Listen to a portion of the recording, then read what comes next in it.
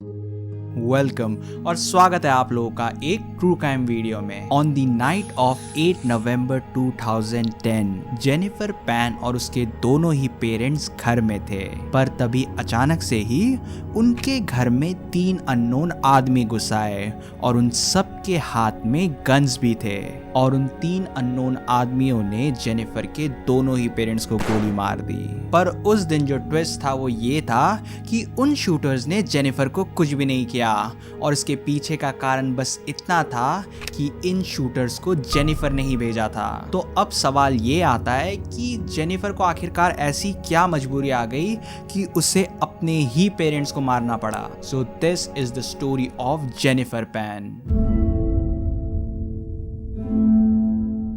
तो इस पूरे कहानी की शुरुआत होती है हुई हान पेन, जिसे हम इस कहानी में फादर बुलाएंगे, और उनकी वाइफ बिग हा पैन, जिसे हम इस वीडियो में बुलाएंगे मदर। अब जो ये मदर और फादर थे वो दोनों ही ओरिजिनली वियतनाम से थे, पर इसके बाद उन्होंने कनाडा माइग्रेट किया एज अ रेफ्यूजी। और इसके पीछे का कारण बस इतना ही था कि बेटर लाइफस्टाइल, बेटर इकोनॉमी, एक कंट्री ज़्यादा स्टेबल है, उसमें ज़्यादा बेनिफिट्स हैं, तो माइग्रेट करना उनके लिए ज़्यादा सही था। अब क्योंकि ये दोनों ही कनाडा एज अ रेफ्यूजी घुसे थे, तो इनकी जो अर्ली लाइफ है कनाडा में वो उतनी ज़्यादा अच्छी नहीं थी, उन्हें बहुत सारे चैलेंजेस फेस करने पड़े। पर जैसे जैसे साल बीतते गए इन दोनों ने अपने आप को एक नए एनवायरनमेंट में एडजस्ट कर ही लिया।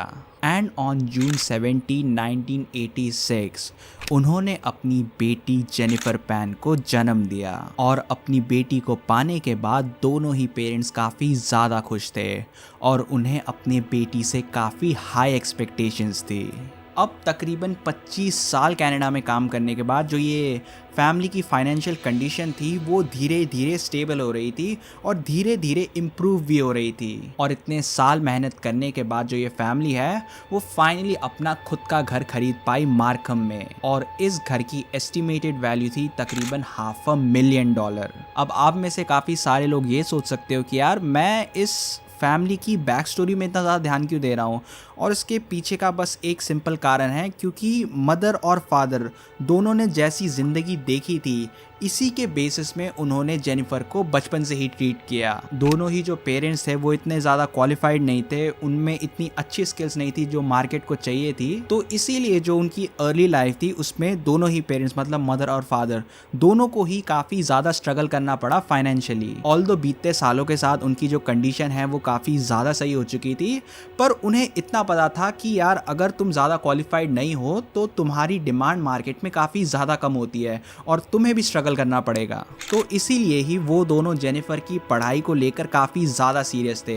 वो ये चाहते थे कि उनकी बेटी पढ़ लिख कर आगे इंडिपेंडेंट बने, कुछ अच्छा करे और उनकी फैमिली का नाम रोशन करे। और इसी चीज़ को ध्यान रखते हुए मतलब जेनिफर की पढ़ाई को काफ़ी ज़्यादा ध्यान देते हुए जेनिफर के फादर ने उस पर काफ़ी ज़्यादा रेस्ट्रिक्शंस लगा रखी थी। मतलब जेनिफर ज़्यादा फ़ोन वगैरह में टाइम वेस्ट नहीं कर सकती थी, वो अपने दोस्तों के साथ लेट नाइट पार्टीज़ नहीं कर सकती थी। और इसके पीछे का सिंपल लॉजिक बस यही है कि अगर तुम बाकी चीज़ों में इन्वॉल्व हो जाओगी तुम्हारा माइंड उधर डाइवर्ट हो जाएगा और तुम्हें पढ़ाई पे मन नहीं लगेगा। अब जेनिफर के जो स्कूल डेज में उसकी जो लाइफ है वो काफ़ी ठीक ठाक चल रही थी, पर स्कूल में स्पेशली टीन एज में जो बच्चे हैं वो अपने से ऑपोजिट जेंडर वाले के साथ अट्रैक्टेड फील करने लगते हैं और काफ़ी लोग उसी टाइम रिलेशनशिप में भी आते हैं। तो हर आम बच्ची की तरह जेनिफर का भी एक बॉयफ्रेंड था, जिसे हम इस वीडियो को आसान बनाने के लिए बुलाएंगे बॉयफ्रेंड। ये बॉयफ्रेंड जेनिफर के स्कूल में ही पढ़ता था और वो उससे एक बैच सीनियर था। पर इस बॉयफ्रेंड के बारे में जो नेगेटिव चीज़ थी वो ये थी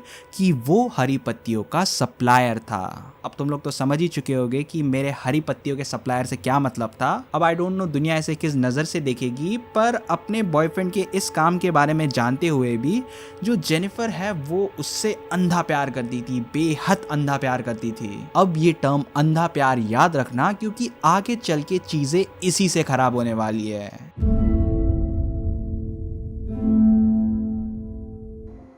जेनिफर अब अपने हाई स्कूल के एंड में थी पर अनफॉर्चुनेटली वो कैलकुलस में फेल हो गई थी और ये चीज़ एक क्लियर इंडिकेशन थी कि जेनिफर के फादर इस चीज़ से काफ़ी ज़्यादा गुस्सा होने वाले थे। अब उस सिचुएशन में जो बेस्ट चीज़ होती है वो तो यही होती है कि तुम अपनी गलती को मान लो और अपने फैमिली को सब कुछ सच सच बता दो। बट अगेन, जितना आसान ये बोलने में लगता है, इसे रियल में करना उतना ही ज़्यादा मुश्किल होता है। जेनिफर ने काफ़ी ज़्यादा कोशिश करी बट उसके अंदर वो हिम्मत आ ही नहीं पाई कि वो अपने फादर के पास जाए और उन्हें सब कुछ सच सच बता दे। बट इसके साथ ही साथ उसे ये भी पता था कि जो फादर हैं वो कभी ना कभी तो उसका रिपोर्ट कार्ड उससे पूछेंगे। तो इस चीज़ से बचने के लिए उसने एक फेक रिपोर्ट कार्ड बनाया और इस फेक रिपोर्ट कार्ड में जो उसने अपने सारे ग्रेड्स हैं वो काफ़ी बड़ा चढ़ा के लिखे थे। ऑल्दो ये चीज़ मॉरली काफ़ी ज़्यादा गलत है, बट जेनिफर को उस टाइम बस यही एक रास्ता दिख रहा था। और अब जैसे ही ये रिपोर्ट कार्ड फादर के पास गया, वो इस चीज़ को देखकर काफ़ी ज़्यादा खुश हो गए, क्योंकि वो हमेशा से जेनिफर से चाहते थे कि वो पढ़ाई में अच्छा करे और उसका जो ये फेक रिपोर्ट कार्ड है उसमें तो ग्रेड्स काफ़ी ज़्यादा अच्छे थे। और ये चीज़ देखने के बाद जेनिफर को काफ़ी ज़्यादा सेफ फील हुआ। बट अगेन, अपने एक झूठ को छुपाने के लिए तुम्हें आगे सीरीज ऑफ झूठ बोलने पड़ते हैं। अब अपने स्कूल के रिपोर्ट कार्ड के बाद उसकी ज़िंदगी का सबसे बड़ा चैलेंज था कि वो अब यूनिवर्सिटी में कदम कैसे रखेगी, क्योंकि हाई स्कूल के बाद तुम्हें यूनिवर्सिटी में जाना ही पड़ता है और जो कंडीशन जेनिफर की फैमिली थी वहाँ पे तो तुम कुछ बहाना भी नहीं दे सकते। तो इस चीज़ के लिए भी जेनिफर ने एक रास्ता ढूंढ ही लिया। उसने कुछ ना कुछ जुगाड़ करके एक फेक एडमिशन कार्ड बनाया और उसने अपने घर में ये बताया कि वो फार्मेसी की डिग्री करने वाली है। अब ऑल्दो जो उसके फादर हैं वो यही चाहते थे कि उनकी बेटी आगे चल के एक डॉक्टर बने, बट फार्मेसी भी एक मेडिकल लाइन में ही आती है, तो फादर ओके थे इस चीज़ से। उन्होंने अपनी बेटी के इस फार्मेसी वाले डिसीजन को एक्सेप्ट कर लिया था। अब इसके बाद से जो जेनिफर है वो अपने घर में ये बता दी थी कि यार मैं यूनिवर्सिटी में पढ़ने जा रही हूँ, और वो जाके अपने बॉयफ्रेंड से मिलती थी। अब जेनिफर काम तो गलत ही कर रही थी, तो उसके मन के अंदर हमेशा ये था कि कहीं मैं पकड़ी ना जाऊं। तो इसी चीज के लिए उसने अपने परिवार से काफी ज्यादा झूठ बोले। वो अपने एग्जाम्स के बारे में बताती थी, वो अपने प्रोफेसर्स के बारे में बताती थी, वो अपने यूनिवर्सिटी में अलग अलग डिपार्टमेंट्स के बारे में बताती थी, और इन सब के साथ वो बुक्स भी लिया करती थी और खुद का नोट्स भी बनाती थी। और जो सबसे बड़ा झूठ था वो ये था कि उसे अपने यूनिवर्सिटी से 100% स्कॉलरशिप मिली है और इसीलिए उसने अपने पेरेंट्स से कभी भी कोई ट्यूशन फी नहीं ली। इस टाइम तक दोनों ही पेरेंट्स काफ़ी ज़्यादा खुश थे। उन्हें ये लग रहा था कि उनकी बेटी काफ़ी ज़्यादा इंटेलिजेंट है और वो अपनी यूनिवर्सिटी में काफ़ी ज़्यादा अच्छा कर रही है। अब जेनिफर का जो ये सबसे बड़ा झूठ था, मतलब उसके यूनिवर्सिटी का झूठ था, ये काफ़ी सालों तक चला और इतने सालों में पेरेंट्स को एक भी बार शक नहीं हुआ उस पर। अब इतने सालों में वो झूठ बोलने और फेक चीज़ें करने में इतनी ज़्यादा एक्सपर्ट हो चुकी थी कि उसने एक फेक यूनिवर्सिटी की डिग्री तक बना ली और वो एक साथ 2 जिंदगियां जी रही थी। एक फेक जिंदगी जिसमें वो यूनिवर्सिटी में काफ़ी अच्छा परफॉर्म कर रही है और उसके पेरेंट्स हमेशा से यही चाहते थे, और दूसरी थी उसकी रियल जिंदगी जहाँ पर उसने हाई स्कूल भी कंप्लीट नहीं करी थी, और ये रियल लाइफ की जेनिफर वो थी जो उसके पेरेंट्स कभी भी नहीं चाहते थे। अब एक लड़की आखिरकार 2 लाइफ साथ साथ कैसे जी सकती है? इसका मतलब ये था कि अब उसकी एक लाइफ का एंड होने ही वाला था। जेनिफर ने अपने घर में एक फेक यूनिवर्सिटी की डिग्री दे रखी थी और अपने यूनिवर्सिटी के झूठ के बाद उसने अपने पेरेंट्स से ये कहा कि अब उसे हॉस्पिटल में नौकरी मिल चुकी है, और ये चीज़ सुनकर दोनों ही पेरेंट्स काफ़ी ज़्यादा खुश और काफ़ी ज़्यादा प्राउड फील कर रहे थे। अब सारी फैमिलीज़ में ऐसा होता ही है कि जब उनका बेटा या बेटी अपनी पहली जॉब करता है तो पेरेंट्स काफ़ी ज़्यादा एक्साइटेड फील करते हैं, काफ़ी ज़्यादा खुश फील करते हैं, और वो काफ़ी बार अपने बच्चों से क्वेश्चंस भी करते हैं, जैसे तुम्हारा आज ऑफिस में दिन कैसा गया, तुम्हारे कोवर्कर्स कैसे हैं, क्या तुम्हारे वहाँ वर्क प्रेशर इतना ज़्यादा तो नहीं, या फ्यूचर प्लान्स के बारे में पूछते हैं। तो इसी तरह जो मदर है वो जेनिफर से काफ़ी टाइम सवाल किया करती थी, पर जब भी वो जेनिफर से सवाल करती, जेनिफर के पास कोई साफ साफ आंसर करनी होता था, क्योंकि सिंपल यही है कि उसने कभी हॉस्पिटल में नौकरी नहीं करी तो उसे पता नहीं है कि वहाँ का वर्क इन्वायरमेंट कैसा है। अब धीरे धीरे करके जो मदर है उससे जेनिफर पे शक होने लगा, और जो सबसे बड़ी शक करने वाली चीज़ थी वो ये थी कि जेनिफर इतने टाइम से अपने हॉस्पिटल में काम कर रही थी, पर इतना टाइम हो जाने के बाद भी उसके पास खुद का आईडी कार्ड नहीं था। सारे ही जो इंस्टीट्यूशंस हैं वो अपने एम्प्लॉयज़ को आईडी कार्ड देते हैं, पर जेनिफर के पास कुछ भी नहीं था, और वो हमेशा ही अपने घर में ये बताती थी कि जो उसका आईडी कार्ड है वो अभी प्रिंटिंग में गया है और उसी के लिए थोड़ा डिले हो रहा है। पर एक दिन मदर का जो शक है वो जेनिफर पे काफ़ी ज़्यादा बढ़ गया। वो ये देखना चाहती थी कि हमारी बेटी घर से तो हॉस्पिटल के लिए निकलती है, तो आखिरकार वो जाती कहाँ है। तो अब मदर ने जेनिफर का छुप छुप के पीछा किया, और तब उन्हें ये पता चला कि उनकी बेटी घर से किसी हॉस्पिटल के लिए नहीं बल्कि एक रेस्टोरेंट में काम करने जाती थी, और इसी रेस्टोरेंट में जहाँ पर वो काम किया करती थी वहाँ पर बॉयफ्रेंड भी काम किया करता था। तो ये एक तरीके से उसे अपने बॉयफ्रेंड से मिलने का एक बहाना था। अब ये चीज देखने के बाद मदर को काफी ज्यादा गहरा झटका लगा, और उसने अपनी बेटी को इमीडिएटली अपने घर बुला लिया और फादर को वो सब कुछ सच सच बता देती है। और एज एक्सपेक्टेड जो फादर हैं वो इस चीज को बिल्कुल भी हल्के में नहीं लेते। वो जेनिफर पे हद से ज्यादा गुस्सा हो जाते हैं। उनका गुस्सा सारी हद पार कर चुका था और उन्होंने अपनी बेटी को धक्के मार के घर से निकाल दिया। इनफैक्ट जो जेनिफर का सारा सामान था वो भी घर से बाहर फेंक दिया था। अब आई नो किसी भी फादर को अपनी बेटी के साथ इतना ज़्यादा स्ट्रिक्ट या इतना ज़्यादा रूड नहीं होना चाहिए, पर तुम एक बार फादर के पीओवी से देखो। फादर ने अपना देश वियतनाम छोड़ दिया था और वो कनाडा मूव हो चुके थे, और वो यहाँ पे एज ए रेफ्यूजी आए थे, तो उन्हें काफ़ी ज़्यादा स्ट्रगल करना पड़ा था। उन्होंने सब कुछ जीरो से एकदम स्क्रैच से स्टार्ट किया था। बचपन से ही उन्होंने इतनी ज़्यादा मेहनत, इतनी ज़्यादा सेविंग्स इसीलिए करी ताकि वो जेनिफर की पढ़ाई में सब कुछ खर्चा कर सके। वो पढ़ाई को लेकर बिल्कुल भी कंजूसी नहीं करने वाले थे, और उनका मेन इंटेंशन बस यही था, उनका मोटिव यही था कि जो उनकी बेटी है वो ज़िंदगी में कुछ अच्छा करे। हाँ, उनका जो तौर तरीका था वो शायद थोड़ा गलत हो सकता है, पर उनका जो मेन इंटेंशन था वो यही था कि वो अपनी बेटी का अच्छा चाहते थे। अब जैसे ही फादर ने जेनिफर को गुस्से में घर से निकाल दिया, जो मदर है वो अंदर से काफ़ी ज़्यादा बुरा फील करती है। वो फादर से बेग करती है कि प्लीज़ जेनिफर को एक चांस दो, हमारी बेटी को एक चांस दो, और वो इस बार डिसअपॉइंट नहीं करने वाली। और काफ़ी मनाने के बाद, काफ़ी रिक्वेस्ट करने के बाद जो फादर है वो जेनिफर को फिर से अपने घर के अंदर ले लेते हैं। पर इस चीज़ के पीछे दो बड़ी कंडीशन थी।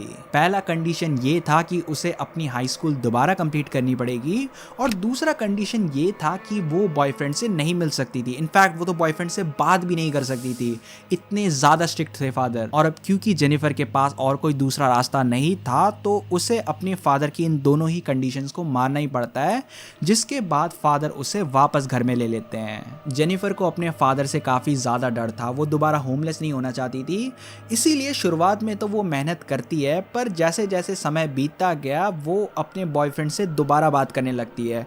छुप छुप के अपने बॉयफ्रेंड को टेक्स्ट किया करती थी वो, क्योंकि वीडियो के फर्स्ट हाफ में मैंने बोला था कि जो जेनिफर है वो अपने बॉयफ्रेंड से पागलों वाला प्यार करती थी, तो आखिरकार वो अपने आप को कब तक ही रोक पाती। अब भले ही उसके ऊपर इतनी ज़्यादा रेस्ट्रिक्शन थी, पर फिर भी कैसे भी करके वो अपने रिलेशनशिप को बस जिंदा रखना चाहती थी और कंटिन्यू कर रही थी। बट दूसरी तरफ जो बॉयफ्रेंड था वो जेनिफर के इन सारे रेस्ट्रिक्शन से काफ़ी ज़्यादा फ्रस्ट्रेट हो चुका था। बॉयफ्रेंड को ये बात बिल्कुल भी पसंद नहीं थी कि उसे अपने रिलेशनशिप में ऐसे छुप छुप के मिलना पड़ता था। तो अपने रिलेशनशिप के इतने सारे रेस्ट्रिक्शंस के बाद वो काफ़ी ज़्यादा परेशान हो चुका था, और उसने जेनिफर को काफ़ी बार कन्फर्म भी किया कि यार मुझे रिलेशनशिप को ऐसे कंटिन्यू नहीं करना है, और अब वो इस रिलेशनशिप से मूव ऑन करना चाहता है। पर जब भी जेनिफर ये चीज़ सुनती थी वो काफ़ी ज़्यादा इमोशनल हो जाती थी। वो बॉयफ्रेंड को काफ़ी मनाने की कोशिश करती कि प्लीज़ ट्राई टू अंडरस्टैंड, मेरी फैमिली में रेस्ट्रिक्शंस हैं, ये जल्दी ही सॉल्व हो सकती है। अब दोनों ही जेनिफर की फैमिली से काफ़ी ज़्यादा परेशान हो चुके थे। उन्हें ये पता था कि उनके रिलेशनशिप का सबसे बड़ा विलन तो यही है, उसके दोनों पेरेंट्स। और तब इन दोनों ने ये सोचा कि वो अपने रिलेशनशिप के विलन को ख़त्म कर देंगे।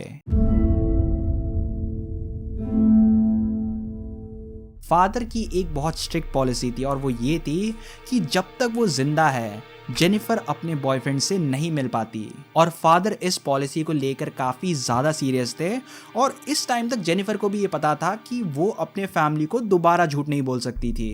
तो अब जेनिफर अपने बॉयफ्रेंड के साथ मिलकर अपने पेरेंट्स को खत्म करने का प्लान बनाती है, क्योंकि अगर जेनिफर के पेरेंट्स रास्ते से हट जाते तो उनके रिलेशनशिप की सारी रेस्ट्रिक्शंस खत्म हो जाती और उन्हें एक तरीके से फ्रीडम मिल जाती। और इसके साथ ही साथ जो पैन फैमिली का घर था वो भी लीगली जेनिफर के नाम हो जाता।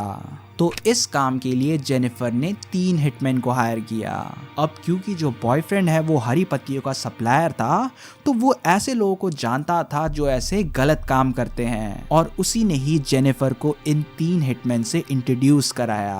8 नवंबर 2010 रात का समय हो रहा था। रात के समय जो फैमिली है वो अपना सारा दरवाजा बंद कर दिया करते, पर उस दिन जेनिफर ने जानबूझकर जो मेन डोर है उसे खुला रखा था। वो सीढ़ियों से अपने रूम जाती है जो फर्स्ट फ्लोर में था, और वहां पर वो लाइट के स्विच को काफी बार ऑन ऑफ करती है। ये एक तरीके का एक सिग्नल था उन हिटमैन के लिए कि वो घर में एंटर कर सकते हैं। अब जैसे ही उन 3 हिटमैन को ये सिग्नल मिल चुका था, वो मेन डोर से घर के अंदर घुसते हैं। घर में घुसने के बाद जो ये हिटमैन है वो मदर और फादर दोनों को ही गन पॉइंट में रखते हैं, और तब उनमें से एक हिटमैन ऊपर जेनिफर के रूम में जाता है और उसे रस्सियों से बांध देता है।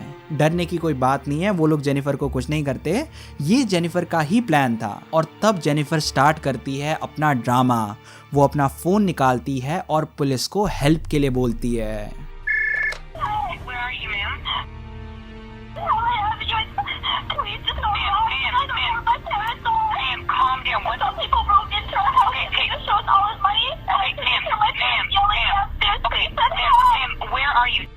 What? Avenue Road. Yes. Can you spell the name for me, please? Dad? No. You're calling us. Ma'am. Hello. Hello. Yes. Ma'am, I need to know your address. Avenue Road. Can you please spell it? In Helen Avenue. My dad just went outside screaming. Ma'am, can you spell the street address for me, please? H-E-L-E-N. Someone broke in and I heard shots like pops. I don't know what's happening. I'm tied upstairs. जब Jennifer police को ये सब बातें बताई रही थी, जो hitman है वो मदर और फादर दोनों को ही शूट कर देते हैं, और काम हो जाने के बाद वो वहां से तुरंत भाग जाते हैं। अब जैसे ही पुलिस को ये इन्फॉर्मेशन मिली, वो तुरंत ही जेनिफर की मदद करने पहुंच जाते हैं। घर में पहुंचने के बाद उन्हें जेनिफर बंदी हुई मिलती है, और दोनों ही पेरेंट्स की बॉडी भी मिलती है। जब पुलिस इन बॉडी को एग्जामिन कर रही थी, वो ये कंक्लूड करते हैं कि मदर की डेथ हो चुकी है। बट फॉर्चुनेटली जो फादर हैं उन्हें आंख में गोली लगी थी और अभी भी उनकी सांसें चल रही थी, तो इसीलिए फादर को इमीडिएटली हेलीकॉप्टर से हॉस्पिटल भेजा जाता है। अब इस टाइम तक पुलिस को ये लग रहा था कि जो जेनिफर है वो भी एक विक्टिम है, पर समहाउ वो सरवाइव कर गई। तो अगले ही दिन जो पुलिस है वो जेनिफर को इंटरव्यू के लिए बुला लेती है, क्योंकि उन्हें ये जानना था कि आखिरकार पिछली रात को क्या हुआ था। अब इस इंटरव्यू में भी जो जेनिफर है वो अपनी मनगढ़ंत कहानी बताती है कि उस रात को वो अपने कमरे में थी, तभी 3 गुंडे घुस आए। उन 3 गुंडों का इरादा बस चोरी का था, और शायद से वो सबूत मिटाने के लिए दोनों ही पेरेंट्स को शूट कर देते हैं। अब इस इंटरव्यू के बाद भी जो पुलिस है वो जेनिफर की बातों पे उतना बिलीव नहीं करती, क्योंकि बहुत सारी ऐसी चीजें हैं जो मैच नहीं हो रही थी। जेनिफर के अकॉर्डिंग वो तीनों ही घर में चोरी के इरादे से घुसे थे, पर जब पुलिस घर की तलाश कर रही थी, घर के सारे गहने और घर के सारे पैसे अपनी अपनी जगह में थे। और जो सबसे ज्यादा शक करने वाली बात थी वो ये थी कि पैन फैमिली के पास 2 लग्जरी गाड़ी थी। एक कार थी मर्सिडीज बेंज और दूसरी कार थी लेक्सस ES 300, और इन दोनों ही गाड़ियों की चाबियां हॉल में एकदम सामने रखी थी। तो अगर वो 3 लोग चोरी के इरादे से घुसे थे, तो आखिरकार उन्होंने ये 2 लग्जरी कार कैसे छोड़ दी। अब जो दूसरी शक करने वाली बात थी वो ये थी कि जो चोरी करने आते हैं वो यूजुअली सामान उठा के चले जाते हैं और किसी को शूट नहीं करते। और अगर हम ये मान भी ले कि उन चोरों ने सबूत मिटाने के लिए मदर और फादर को शूट किया, तो आखिरकार उन्होंने जेनिफर को कुछ भी क्यों नहीं किया? अगर उन्हें सबूत मिटाना ही था तो वो लोग जेनिफर को भी शूट करते।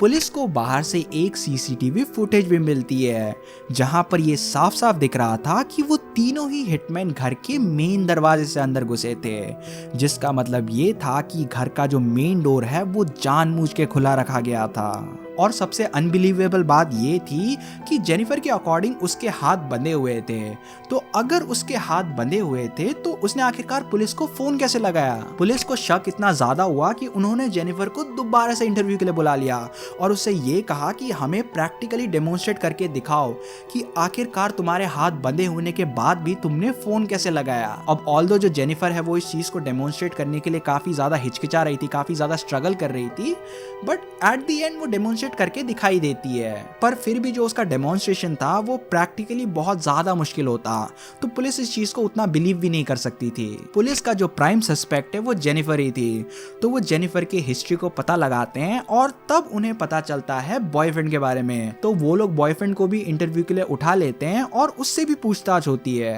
पुलिस को ये बात पता चल चुकी थी कि जो बॉयफ्रेंड है वो हरी पत्तियों का सप्लायर है, तो उस पे भी काफी ज्यादा शक हो रहा था। पर इस केस में जो टर्निंग पॉइंट है उसे आने में 5 दिन लग गए, और वो टर्निंग पॉइंट ये था कि फादर को हॉस्पिटल में होश आ गया था। तो विदाउट वेस्टिंग टाइम जो पुलिस है वो फादर से उनका स्टेटमेंट लेने चले जाते हैं, और जो फादर है वो अपनी स्टेटमेंट में ये कहते हैं कि भले ही उनके आंख में गोली लगी थी पर उन्हें फिर भी थोड़ा बहुत होश था, और उन्होंने ये देखा कि जो वो 3 हिटमैन है वो जेनिफर से काफी हंसी खुशी बात कर रहे थे और ऐसा लग रहा था कि वो जेनिफर को जानते हैं। तो अब पुलिस को आई विटनेस का एविडेंस मिल चुका था, तो जेनिफर का जो ये सीरीज ऑफ लाइज है अब वो खत्म हो चुके थे, और इस बार जेनिफर को दोबारा इंटरव्यू के लिए बुलाया जाता है और इस बार उसे एक्सेप्ट करना ही पड़ा कि वो उन 3 हिटमैन को जानती थी।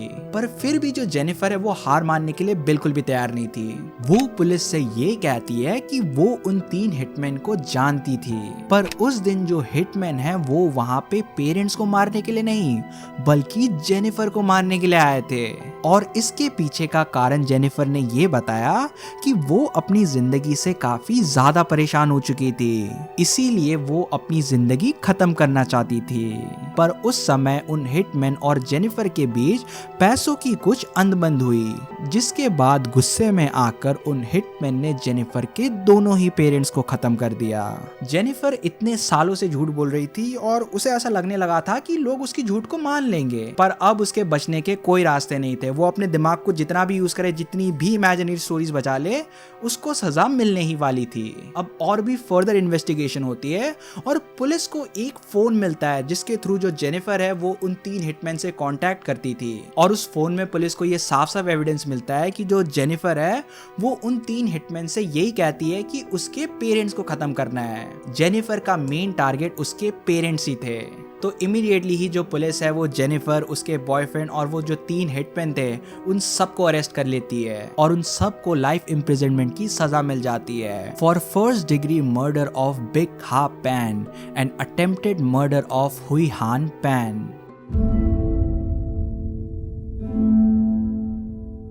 कंक्लूजन देने से पहले फुल डिस्क्लेमर, मैं जो भी बताने वाला हूँ ये मेरे ओपिनियन है और ये सही हो ऐसा ज़रूरी बिल्कुल भी नहीं है। आपके ओपिनियन मेरे ओपिनियन से कम्प्लीटली डिफरेंट हो सकते हैं और डेफिनेटली मैं आप लोगों के ओपिनियन कमेंट सेक्शन में जानना चाहूँगा। So let's start with mother and father first. देखो, दोनों ही पेरेंट्स जेनिफर के साथ बचपन से ही काफ़ी ज़्यादा स्ट्रिक्ट थे। बचपन से ही उसके ऊपर बहुत सारी एक्सपेक्टेशंस थी, काफ़ी सारी रेस्ट्रिक्शंस थी, जिसके कारण शायद जेनिफर को एक अच्छा चाइल्डहुड नहीं मिल पाया। शायद जब वो अपने दोस्तों को देखती थी कि उसके दोस्त रात भर पार्टी कर रहे हैं, रिलेशनशिप में आ रहे हैं, यहाँ वहाँ घूमने जा रहे हैं, तो शायद उसे काफ़ी इंफीरियर फील हुआ होगा। पर जेनिफर के पेरेंट्स को उसके इस फीलिंग से कोई मतलब नहीं थी, उन्हें तो बस अच्छा रिपोर्ट कार्ड चाहिए था जेनिफर के लिए। इसी तरह के स्ट्रिक्ट पेरेंटिंग को हम टाइगर पेरेंटिंग बोलते हैं, जहाँ पर जो पेरेंट्स हैं वो अपने बच्चों पर बचपन से ही काफ़ी ज़्यादा प्रेशर लगाते हैं। पर फिर भी हम इस चीज़ को इग्नोर नहीं कर सकते हैं कि मदर और फादर दोनों का ही जो मेन इंटेंशन था वो बस ये था कि उनकी बेटी ज़िंदगी में अच्छा करे। अब इतने सालों तक जो जेनिफर है वो एक तरीके से बहुत रिस्ट्रिक्टेड लाइफ जी रही थी, वो काफ़ी ज़्यादा सप्रेस थी, और इन्हीं सब चीज़ों के चलते वो एंड में जाके एक क्रिमिनल बन गई। तो इसी के साथ हमारी आज की वीडियो यहीं पर ख़त्म होती है, और अगर आप लोगों ने वीडियो को यहाँ तक देख लिया है तो यार उसके लिए एक बिग थैंक यू, और मैं मिलूंगा आपसे अगली वीडियो में। Till then take care.